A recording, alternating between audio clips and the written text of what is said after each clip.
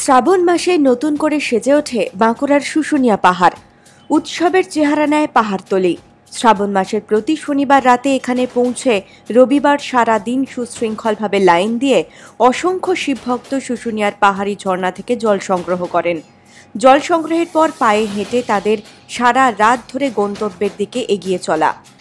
বাঁকুড়ার বিভিন্ন অংশ ছাড়িয়ে পুরুলিয়া, বর্ধমান, দুই মেদিনীপুর, পাশের রাজ্য ঝাড়খণ্ড থেকে ফি বছর এখানে হাজির হয়ে যান পুণ্যার্থীরা। এখান থেকে জল সংগ্রহ করে সোমবার কেউ বা বাঁকুড়ার এক্তেশ্বর, আবার কেউ নিজের জেলা বা এলাকায় পৌঁছে সেখানে শিবের মন্দিরে ওই জল ঢালেন।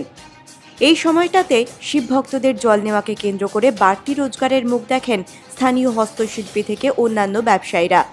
এখানের শিল্পীরা পাহাড়ের পাথর কেটে নানা রকম মূর্তি ও অন্যান্য শিল্প সামগ্রী তৈরি করেন। জল সংগ্রহে মানুষজন ওইসব পাথরে তৈরি বিভিন্ন ধরনের মূর্তি সংগ্রহ করে নিয়ে যান। শীতের পর্যটন মরশুমের পাশাপাশি এই শ্রাবণী মেলার দিকেও বছরভর তাকিয়ে থাকেন স্থানীয় শিল্পীরা।